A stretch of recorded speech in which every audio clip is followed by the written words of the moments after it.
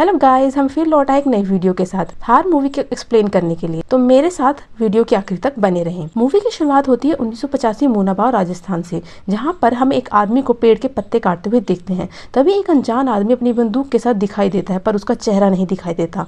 वह अनजान आदमी अपनी बंदूक से उसको गोली मारकर नीचे गिरा देता है और बड़ी बेरहमी से उसका कान और जीभ काट लेता है। फिर हम देखते हैं एक लड़की अपने प्रेमी का झाड़ियों में इंतजार कर रही होती है और दूसरी तरफ उसके माँ बाप पैसे गिन रहे होते हैं।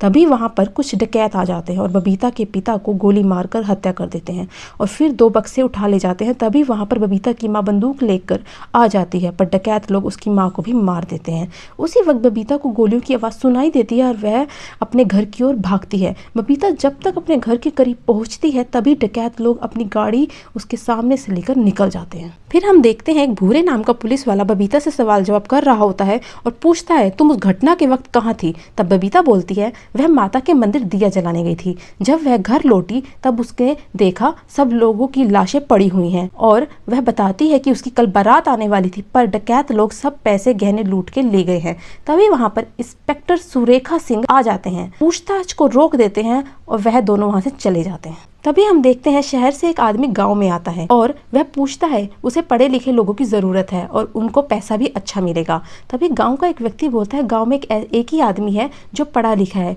उसका नाम पन्ना है, पर वह इस वक्त गांव के बाहर है। तभी वह आदमी पन्ना के घर पहुंचता है और उसकी पत्नी से पूछता है, पन्ना कब तक वापस आएगा? और पन्ना की पत्नी बोलती है, 5-6 दिन तक लौट आएंगे। फिर हम दूसरी तरफ देखते हैं एक छोटे से लड़के को पेड़ में एक लटकी हुई लाश दिखती है। तभी वहां पर इंस्पेक्टर सुरेखा सिंह और भूरा आ जाते हैं और उसको लाश की जेब से एक पर्स और एक फोटो मिलती है और वह दोनों वहां से अपनी इन्वेस्टिगेशन शुरू कर देते हैं।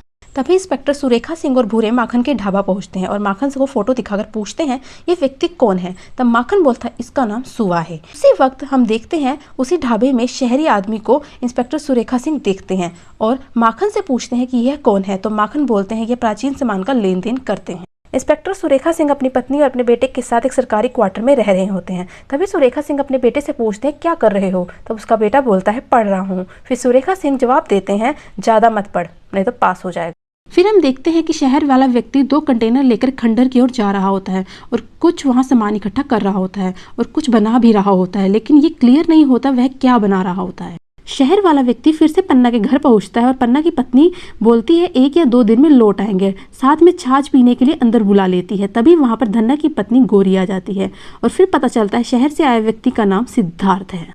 फिर हम पन्ना और कुंवर को गांव लौटते हुए देखते हैं और सीधे माखन के ढाबे पहुंचते हैं और वहां माखन बताता है कि 3 दिन पहले उसके दोस्त सुवा को मारकर पेड़ से लटका दिया था और दोनों कान और जीभ भी काट ली थी। और फिर माखन बताता है पन्ना से कि इंस्पेक्टर सुरेखा तुम तीनों से मिलना चाहता है क्योंकि मैंने बताया सुवा तुम्हारा दोस्त था।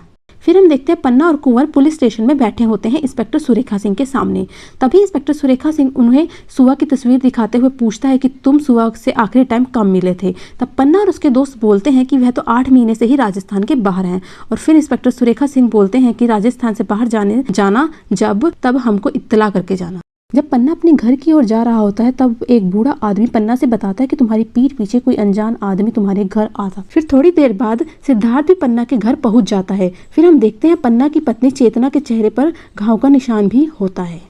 फाइनली सिद्धार्थ और पन्ना मिलते हैं। पन्ना कहते हैं, ऐसी क्या जरूरत आ पड़ी कि हमारे गैर मौजूदगी में 2 बार हमारे घर चले आए? तो सिद्धार्थ बोलते हैं कि उन्हें कुछ आदमियों की जरूरत है। तब पन्ना बोलते हैं, ठीक है, हम 3 दोस्त ही काफी हैं और उनके बीच में डील फाइनल हो जाती है। अगले दिन पन्ना और कुंवर को सिद्धार्थ अपनी गाड़ी में बिठाकर चल देता है। दूसरी तरफ हम देखते हैं इंस्पेक्टर सुरेखा और भूरा बबीता और उसके प्रेमी के साथ पूछताछ कर रहे होते हैं उसके घर पर हुई वारदात के बारे में। फिर बबीता एक धमकी भरा लेटर भूरा को पकड़ाती है, उस पर लिखा होता है कि अगर किसी को कुछ बताया तो मार देंगे। फिर बबीता बताती है कि 6 लोग थे और एक आदमी मेरे प्रेमी के गाँव के बगल का है। दूसरी तरफ हम देखते हैं सिद्धार्थ खंडर के पास गाड़ी रोक देता है और बोलता है उसको ऊपर से सामान लाने के लिए एक साथी की जरूरत है। वह दोनों ऊपर की ओर चल देते हैं। फिर हम देखते हैं सिद्धार्थ कुंवर को गले से दबोच लेता है और कमरे में बंद कर देता है। जब बहुत देर हो जाती है तो पन्ना भी ऊपर आ जाता है और पूछता है कि कुंवर कहाँ है? तो सिद्धार्थ बोलता है कमरे में है। जब पन्ना कमरा खोलता है तब कुंवर की हालत देखकर पन्ना मुड़ ही रहा होता है। तभी सिद्धार्थ एक डंडे के साथ उस पर हमला कर देता है और पन्ना को भी खूब मारता है। और दूसरी ओर इंस्पेक्टर सुरेखा सिंह और भूरा डकैतों का पीछा कर रहे होते हैं और उनकी मुठभेड़ शुरू हो जाती है। तभी डकैतों की एक गाड़ी को हवा में उड़ा देते हैं और वह गाड़ी ब्लास्ट हो जाती है। यह सब कुछ डकैतों का हेड ऊपर से देख रहा होता है। फिर उसी रात मोटरसाइकिल में एक अनजान व्यक्ति धमकी भरा लेटर इंस्पेक्टर सुरेखा सिंह के घर के आंगन में फेंक कर चला जाता है। जब इंस्पेक्टर सुरेखा सिंह का बेटा उस लेटर को पढ़ता है, उसमें उसे और उसके बेटे को मारने की धमकी लिखी होती है। इसके बाद इंस्पेक्टर सुरेखा अपनी पत्नी और बेटे को गांव से बाहर जाने के लिए बोलता है। तभी इंस्पेक्टर सुरेखा सिंह का बेटा मोटरसाइकिल का नंबर उसको बताता है। फिर हम देखते हैं सिद्धार्थ किराए के कमरे के लिए पन्ना के घर आता है और उसकी पत्नी को बोलता है पन्ना अभी गांव से बाहर गया है। पन्ना ने बोला था कि जब तक वह ऊपर वाले कमरे में रह सकता है किराए में। फिर हम देखते हैं सिद्धार्थ पन्ना और कुंवर को बांध देता है और उन दोनों को टॉर्चर करना शुरू कर देता है। दोनों के पाँव में कील घुसा देता है और तो कभी उनके जख्म पर एसिड डालता है। तब पन्ना बोलता है हमें मार डालो पर ऐसे टॉर्चर मत करो। उसी रात इंस्पेक्टर सुरेखा सिंह और भूरा माखन के साथ पन्ना के घर पहुंचते हैं और उसकी पत्नी से सवाल जवाब कर रहे होते हैं। तभी ऊपर से सिद्धार्थ आ जाता है और बताते हैं कि उन्हीं के काम से पन्ना बाहर गए हैं और 10-11 दिन में वापस आ जाएंगे। और सिद्धार्थ का नाम और काम पूछकर वहां से इंस्पेक्टर सुरेखा सिंह चले जाते हैं। उसी रात पन्ना का दोस्त धन्ना भी गांव में वापस लौट आता है। जब धन्ना पन्ना के घर जा रहा होता है तो उसी वक्त उसकी मुलाकात सिद्धार्थ से होती है और वह भी उसके साथ चल देता है और आगे जाकर गाड़ी पर उसका सिर पटक कर मारता है।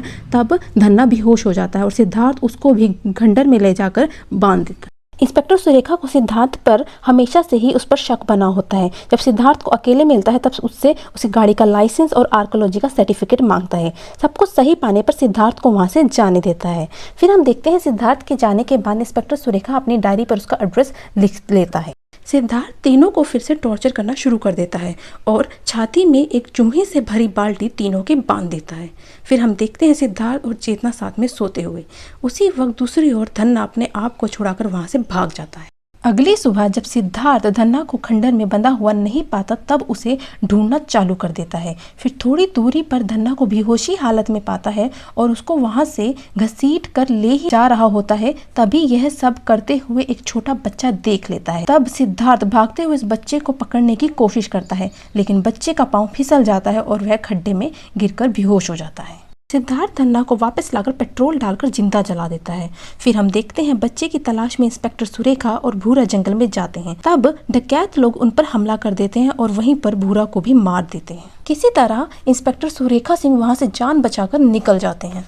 दूसरी तरफ हम देखते हैं सिद्धार्थ चेतना से कहता है कल मैं जा रहा हूँ क्योंकि यहाँ का काम खत्म हो गया है। तभी यहाँ पर गौरी इनको साथ में देख लेती है और गौरी को सिद्धार्थ पर शक हो जाता है। इसके बाद गौरी इंस्पेक्टर सुरेखा सिंह के पास जाती है और अपने पति को बचाने की मांग करती है और उसको सब कुछ सच सच बता देती है अफीम की खेती के बारे में। सिद्धार्थ ही था जिसने सुआ को मारकर पेड़ पे लटका दिया था। 1 साल पहले की बात है। दिल्ली में एक घर में सुआ नौकर का काम करता था। तभी अपने 3 दोस्त कुंवर, धन्ना और पन्ना को चोरी करने के लिए बुलाता है।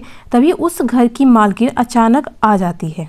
इसके बाद अचानक दूसरा सीन आ जाता है जिसमें हम देखते हैं सिद्धार्थ और चेतना घर से भाग जाते हैं। तभी इंस्पेक्टर सुरेखा सिंह सिद्धार्थ को वहां ढूंढने आ जाता है और उसके कमरे में एक डायरी मिलती है। डायरी में एक लड़की की तस्वीर मिलती है। इसके बाद हम देखते हैं सिद्धार्थ चेतना को एक फोटो दिखाता है और चेतना पूछती है यह कौन है। तब पता चलता है कि वह फोटो वाली लड़की सिद्धार्थ की पत्नी थी, जिसके साथ सुआ, पन्ना, कुंवर और धन्ना ने बड़ी बेरहमी से सिद्धार्थ की पत्नी का रेप किया और उसको मार डाला था। फिर हम देखते हैं सिद्धार्थ चेतना को उसी खंडर में ले जाता है। चेतना अपने पति की हालत देखकर रो पड़ती है। इसके बाद सिद्धार्थ कुंवर को गोली मार देता है और पन्ना पर पेट्रोल डालकर उसको जला देता है। तभी इंस्पेक्टर सुरेखा सिंह वहां आ जाता है और सिद्धार्थ को सरेंडर करने के लिए बोलता है और दुख जताता है जो उसके परिवार के साथ हुआ। तभी चेतना सिद्धार्थ को गोली मार देती है। फिर हम देखते हैं छोटा लड़का भी जिंदा मिलता है खंडर में। फिर 6 महीने बाद देखते हैं चेतना प्रेग्नेंट है और सिद्धार्थ चेतना के लिए बहुत सारे पैसे छोड़ जाता है और कहानी यहीं पर खत्म हो जाती है। अगर आपको वीडियो अच्छा लगा हो तो लाइक और सब्सक्राइब जरूर करें ताकि हमें मोटिवेशन मिलती रहे। Thank you.